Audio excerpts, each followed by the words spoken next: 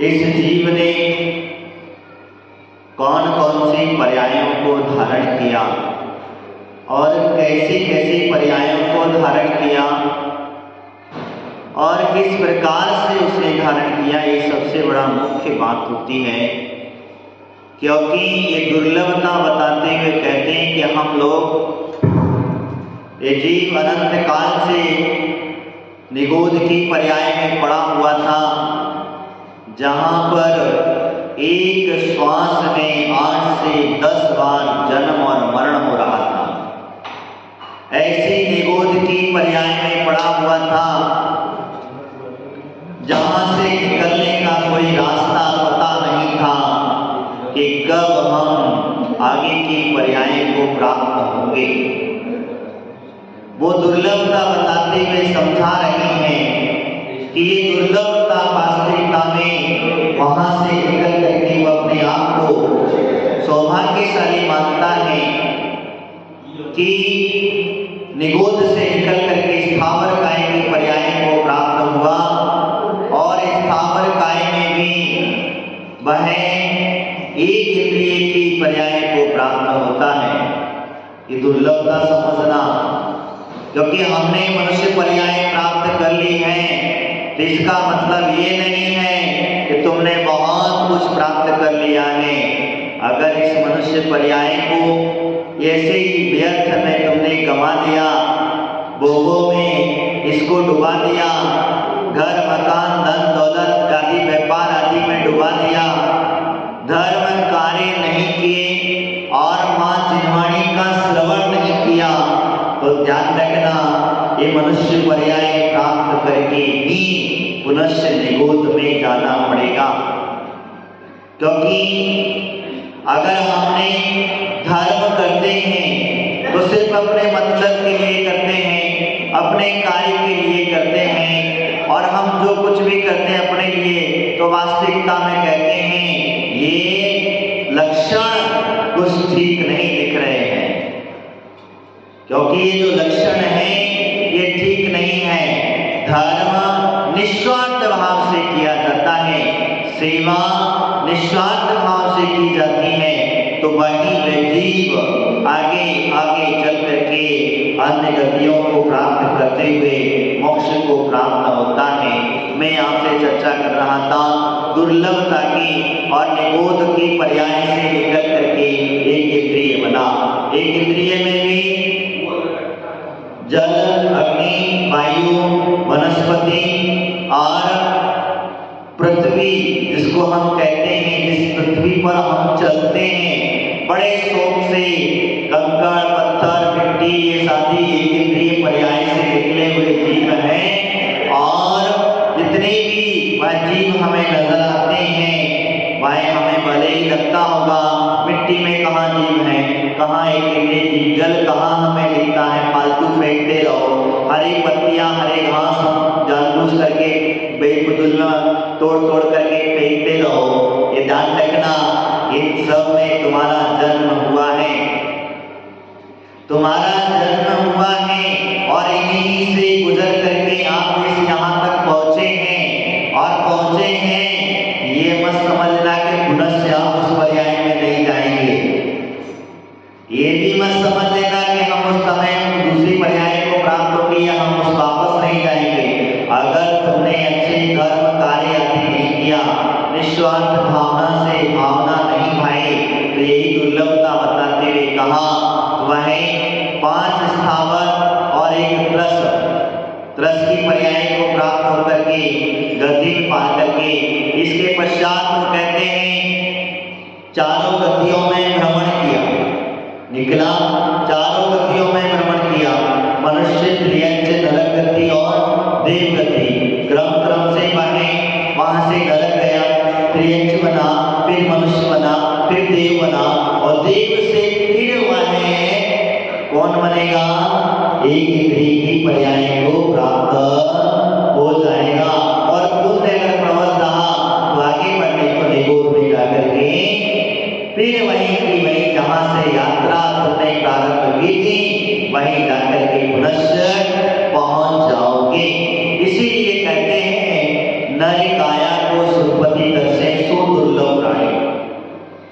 ये जो नर काया आपको प्राप्त हुई है, ये नर काया के लिए सुरपति भी, वह देवों के इंद्र भी तरसते हैं। क्यों तरसते हैं? तो कहते हैं जब भगवान की पालकी, भगवान जब मोक्ष मार्ग पर संयम को ग्रहण करने के लिए उठते हैं, तब उस समय पर ऐसा एक नियोग बना कि भगवान को सर्वप्रथम मनुष्य ही उठा सकता है, बाकी का कोई देवता आदि नहीं उठाते हैं। क्यों नहीं उठाते? कारण क्या है? भगवान के पांचों कल्याणक स्वर्ग के देवता आकर के मनाते हैं, स्वर्ग के देवता आकर के भगवान की भक्ति करते हैं, स्वर्ग से देवता आकर के भगवान की स्तुति आदि करते हैं, स्वर्ग के देवता आकर के भगवान की सेवा में लगे रहते हैं, एक कीकर की तरह पड़े रहते हैं। और आज का मनुष्य कहीं मुनिराज की सेवा करने की बात आ जाए, कहीं साधु आदि का माताजियों की सेवा करने की बात आ जाए, तो फिर देखो इनसे बिहार में चलने की बात आ जाए, कहीं रास्ते में चलने की बात आ जाए, धर्म प्रभावना की बात आ जाए, तो सबसे पहले पीछे हट जाता है। और इन सब कार्य में देवता सबसे आगे रहते हैं, इन सब कार्य में देवता सबसे आगे रहते हैं। आपको शायद पता होगा, आचार्य भद्रभाव स्वामी पंचम सूत्र के भी उनके शिष्य थे चंद्रगुप्त मौर्य। आप लोग सभी परिचित हैं, जो गौमटेश बाहुबली के अंदर में उन्होंने जो अपनी संलेखना ली। और आपको आश्चर्य की बात ये समझना, मैं जो कह रहा हूं कि उस चंद्रगुप्त मौर्य ने आचार्य गुरुदेव भद्रभाव स्वामी की सेवा करी, उनकी से सारे शिष्य तो आगे चले गए, सारे शिष्य जितने थे वो तो सब आगे चले गए। सबकी चर्या कैसे होगी, क्या होगा, किस तरीके से, वो तो सब आगे चले गए।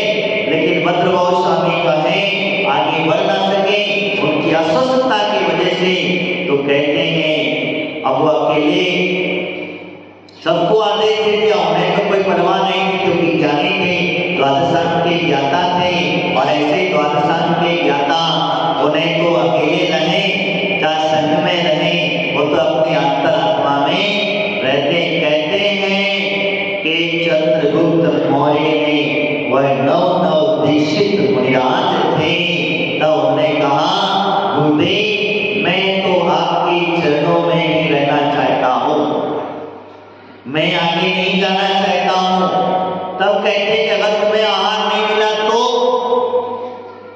तुम कैसे काम चलेगा तुम्हारा, तुम्हें आहार कौन कराएगा इस जंगल के अंदर में, कहाँ तुम्हारी व्यवस्था कैसा होगा, कोई घर नहीं, कोई समाज नहीं, कोई कुछ नहीं। तो गुरुदेव मेरे पुण्य में होगा, मेरे भाग्य में होगा तो मिलेगा। मैं आहार के लिए मुनिराज नहीं बना, मैं आपको बता रहा हूं, मैं आहार के लिए नहीं बना हूं। खिलाओगे भक्ति से मिलेगा तो करेंगे, नहीं मिलेगा तो नहीं करेंगे। ये व्यवस्था ध्यान में रखना। आज हमारे समाज की बहुत बड़ी विडंबना बन गई है कि हम सामान तो ला देते हैं, नौकर चाकर तो रख देते हैं, लेकिन आज अपने घर में नहीं लगाते।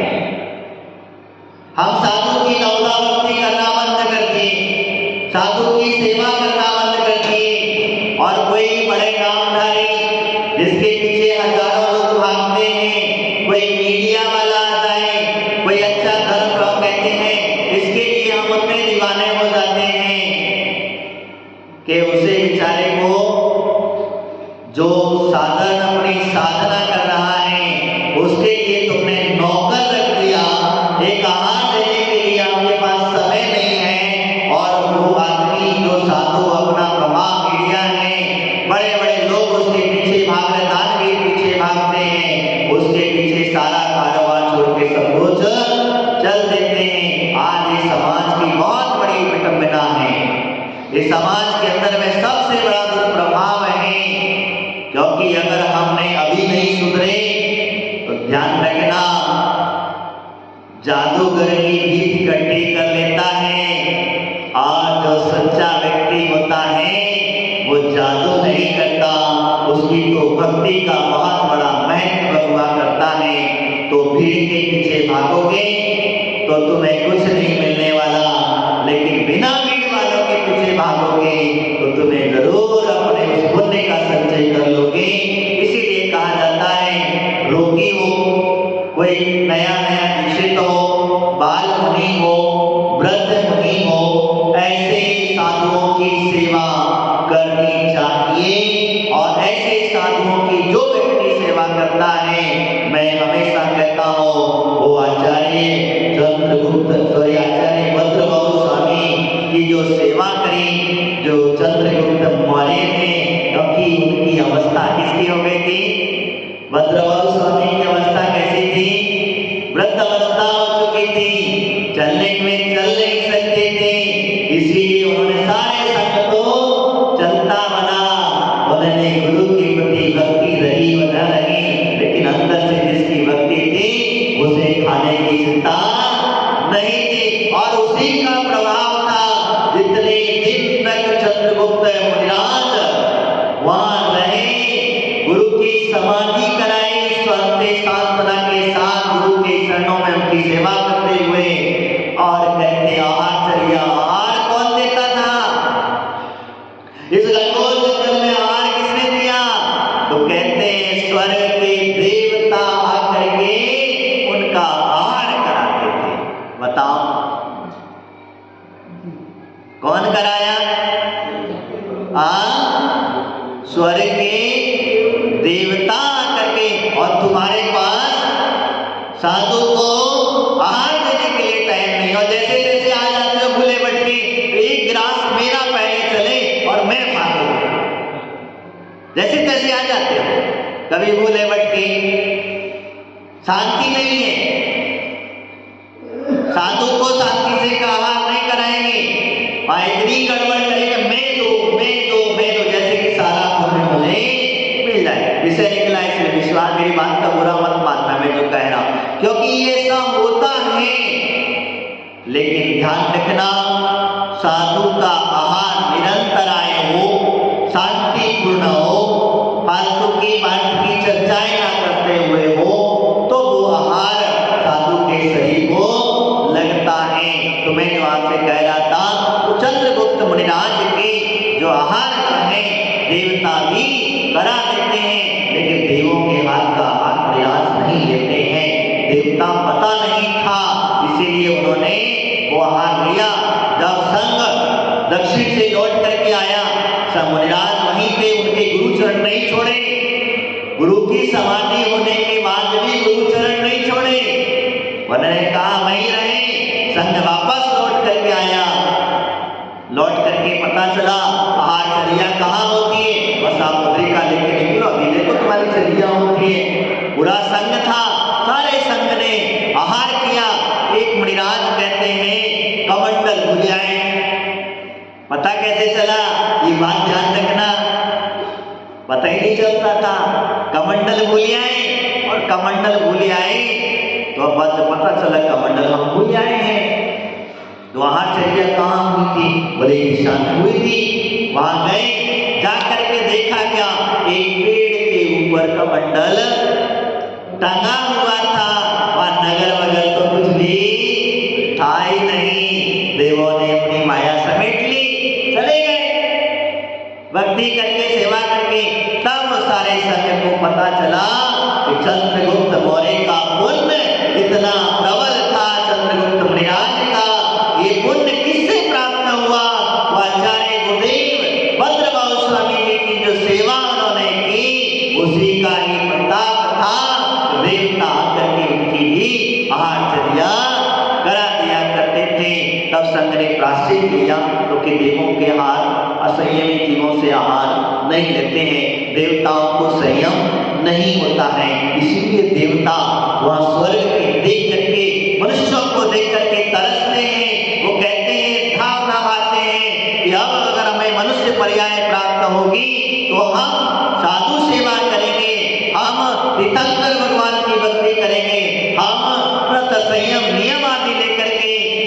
तुम्हारे ऊपर चलेंगे, ये उनकी भावनाएं होती हैं। इसलिए वो अपने आप को खेद खिन्न हो जाते हैं। यहाँ इसी बात को कहते हैं कि नर काया को संपत्ति करते सो दुर्लभ प्राणी।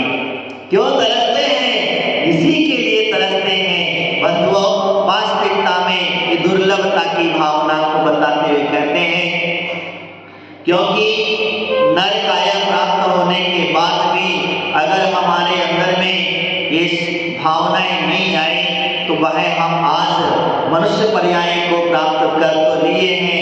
किसी पूर्व पर्याय की वजह से, पूर्व पुण्य की वजह से हमने ये पर्याय प्राप्त की है। और अगर इस मनुष्य पर्याय में भी अगर आपने धर्म और धर्मात्मा का महत्व नहीं समझा, तुमने अपने भक्ति का भाव को नहीं समझा और खाली मात्र दिखावा करते रहे, लोगों को अपने दिखावा को सुने बताते रहे, मैं कितना भक्तिवान हूँ, मैं कितना वो हूँ। ये दिखावे का धर्म नहीं है। जिनेंद्र भगवान का धर्म कभी दिखावे का नहीं है।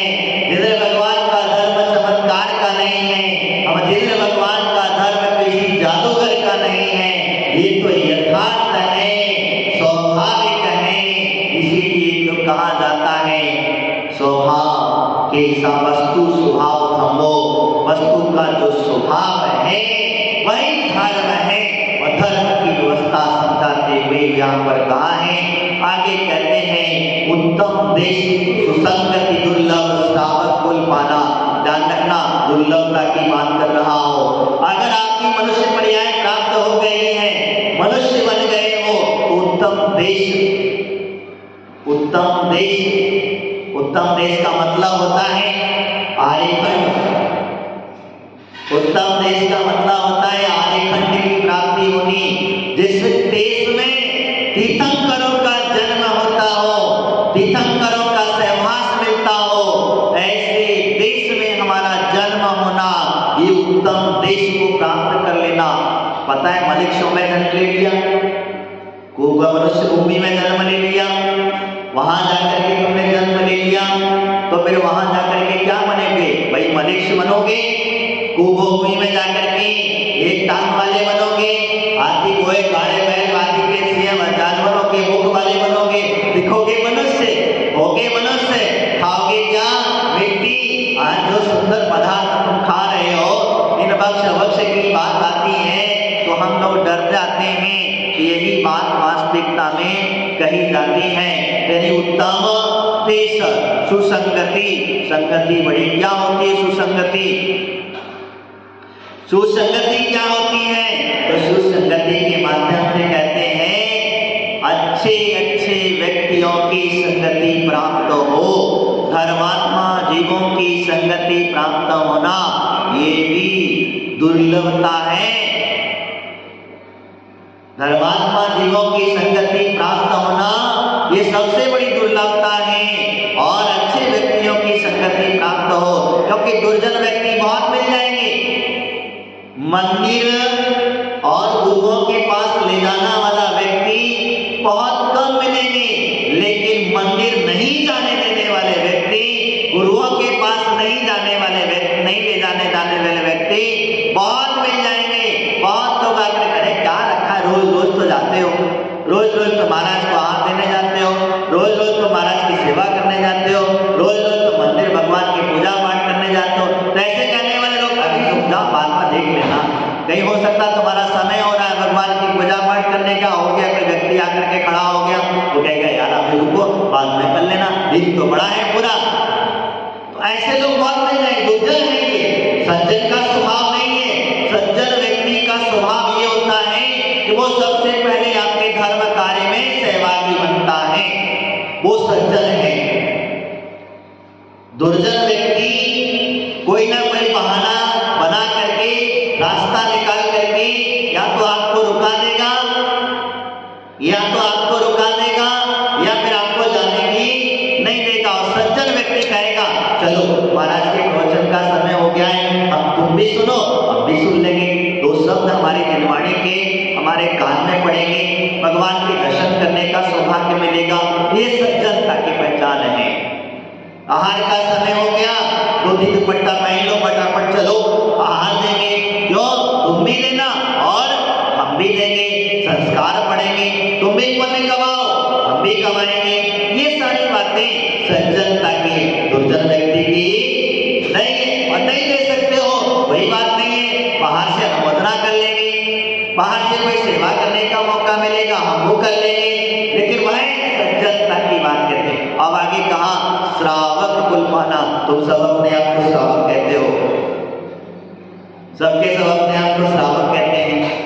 श्रावक का मतलब क्या होता है ये हम आज तक जानेंगे। श्रद्धावान, विवेकवान और क्रिया। श्रद्धा अटूट होना चाहिए, सच्चे देवशास्त्र गुरु के प्रति श्रद्धा अटूट होना चाहिए। विवेक, कोई भी कार्य करते हो, मंदिर का कार्य हो, चाहे साधु संतों की आचर्या आदि हो, विहार हो, चाहे कोई भी व्यवस्था हो, लेकिन उस समय पर विवेकता पूर्वक करना चाहिए। उसे कहने की जरूरत नहीं पड़ती है। एक व्यक्ति होता है जिसे बार बार बोलने के बाद भी उसके दिमाग में नहीं आती, और एक व्यक्ति होता है देख करके वो सारी व्यवस्था अपने आप कर लेता है और नहीं भी। और एक व्यक्ति और भी होता है जिसे हल्का सा इशारा कर दो वो सारी घटना को अपने दिमाग में बिठा लेता है। ये वास्तविकता है। जो अपने मन से करता है सेवा जो है वो बहुत अच्छा है, उससे थोड़ा किसी को इशारा कर दिया थोड़ा सा कम अच्छा है। लेकिन जो कहते हैं कि जिसे बार बार कहने के बाद में भी समझ में ना आए, अपने दायित्व को भूल जाए, अपने पद पर बैठने के बाद में भी उसे अपने पद की गरिमा का समझ में ना आए, तो इसीलिए कहा जाता है कि वह ऐसे वास्तविकता में वह व्यक्ति अच्छा नहीं है। आज हमारे अंदर में वो श्रावक कहलाने वाला नहीं है, यानी कि वो विवेकवान नहीं है, उसकी बुद्धि भ्रष्ट हो गई है। वो भले ही तुम्हें ज्ञानी दिखता होगा, मेरी बात ध्यान से समझना, वो भले ही आपको होशियार लगता होगा, वो अपने धर्म क्षेत्र में अपने कार्य क्षेत्र में होशियार होगा, लेकिन धर्म क्षेत्र में वो बुद्धू है। धर्म क्षेत्र में जिसकी विवेक बुद्धि ना चले, धर्म कार्य में विरोधाभास पैदा उत्पन्न करे, वो व्यक्ति कभी भी विवेकी नहीं हो सकता है, वो अविवेकी ही है। ये बात विशेषता से समझना। श्रावक का श्रद्धावान, विवेकवान और क्रिया। क्रिया कैसे करना? जब विवेक होगा तभी तो क्रिया करोगे, तब तो पता ही नहीं है कौन सी चीज कैसे और किस तरीके से करना है। इसीलिए हमारे यहाँ क्रिया का महत्व कहा गया है। जैन सिद्धांत अपने क्रिया कांड को छोड़ता नहीं है। श्रावक है और श्रावक को अपनी क्रियाएं करना ही करना चाहिए। जैसे सठ आवश्यक क्रियाएं श्रावक के लिए कही हैं और साधु के लिए भी सठ आवश्यक कही हैं, तो साधु को अपनी सठ आवश्यक क्रियाएं करना चाहिए और श्रावकों को अपनी सठ आवश्यक क्रियाएं करना चाहिए। वही व्यक्ति श्रावक है। दुर्लभ है सम्यक, दुर्लभ संयम पंचम गुण ठाना, सम्यक दर्शन की प्राप्ति करना। ध्यान रखना, जब तक तुम क्रिया नहीं करोगे, श्रद्धावान नहीं बनोगे, विवेकवान नहीं बनोगे, तब तक तुम्हें सम्यक दर्शन की प्राप्ति होने वाली नहीं है। तो दुर्लभता बताते हुए कहते हैं सम्यक दर्शन की प्राप्ति कर लेना और संयम को प्राप्त हो जाना, इससे बड़ा दुर्लभ है। और इसके बाद में कहते हैं पंचम गुण ठाना, यानी कि आप श्रावक हैं और आप श्रावक बनने के बाद में भी, श्राविका बनने के बाद में भी व्रत आदि अपने अंगीकार कर लिए आपके अंदर में, तो वह पंचम गुण स्थान को प्राप्त हो जाते हैं। आगे उन्होंने कहा वो दुर्लभ रत्नात्रय का आराधन, दीक्षा का धरना, आगे और बढ़ा दिया। ये वास्तविकता दुर्लभता, आत्मज्ञान प्राप्त हो जाना, अपना स्वयं का बोध हो जाना।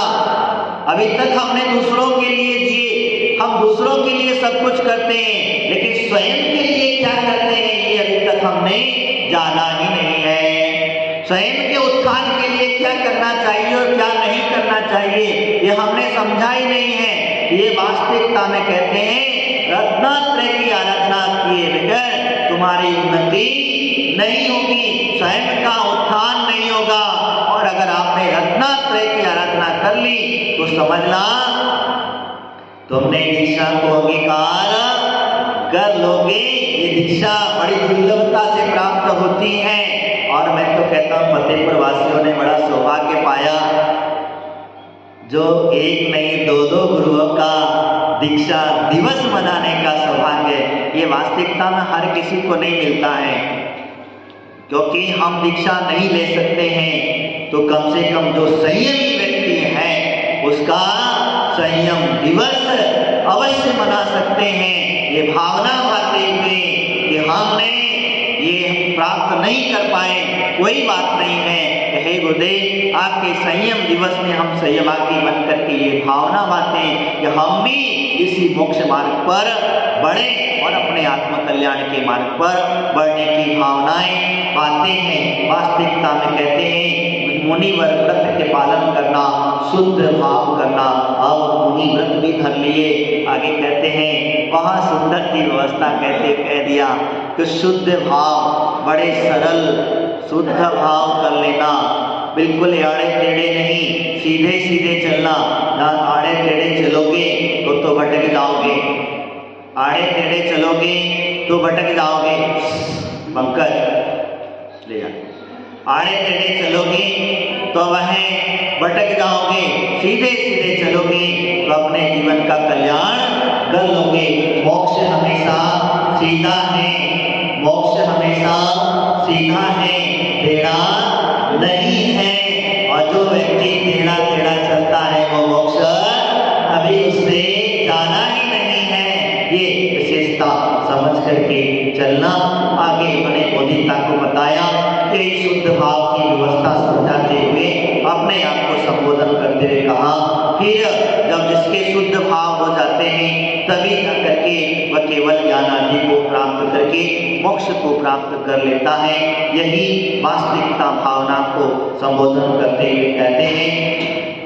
तो साधु का जीवन और आपके लिए बोधि का दुर्लभता को प्राप्त करते हुए ये बोधि दुर्लभ भावना है तो आपको मनुष्य पर्याय प्राप्त हुई है, श्रावक का कुल प्राप्त हुआ है, संयम की प्राप्ति हुई है, तो वह ये सुसंगति प्राप्त हुई है, जिससे थोड़ा सा आगे बढ़ने का पुरुषार्थ करना। मैं हमेशा कहता हूँ कि अगर आप पहली दूसरी क्लास में पढ़े रहोगे तो डिग्री प्राप्त होने वाली नहीं है। पहली डिग्री तुम्हारी थी निगोद से आप 10 पर्याय स्थावर काय को प्राप्त हुए, ये पहली डिग्री तुमने प्राप्त करी। दूसरी डिग्री थी, डिग्री मतलब पहली क्लास, दूसरी क्लास जो थी आपकी, दूसरी क्लास थी आपकी त्रस गति को प्राप्त किया। तीसरी गति थी आपकी नरक गति आदि चारों गतियों में आपने भ्रमण करते हुए मनुष्य गति को प्राप्त किया। और चौथी आपका आगे बढ़ते गए तो यानी वास्तविकता में कहते हैं उत्तम देश को प्राप्त हुए और आगे बढ़े ऐसे ऐसे क्रम बढ़ते हुए तो ये एक एक क्लास ऊपर बढ़ते चले जाओगे तो आपका मोक्ष निश्चित हो जाएगा। अन्यथा अगर तुम कहो कि हम तो बस अभी निगोद से निकले हैं, स्थावर काय में पहुंचे हैं तो वहीं पड़े रहे तो संभव नहीं है। इसी प्रकार से आगे बढ़ने का मार्ग बोधिता बताते हुए अपने आप को संबोधन करने के भाव हैं, क्योंकि व्यक्ति को संबोधन करना बहुत जरूरी होता है, सांत्वना की बहुत आवश्यकता होती है। इन्हीं भावनाओं के साथ बोले महावीर भगवान की आचार्य श्री कुल सगती महाराज की, माता की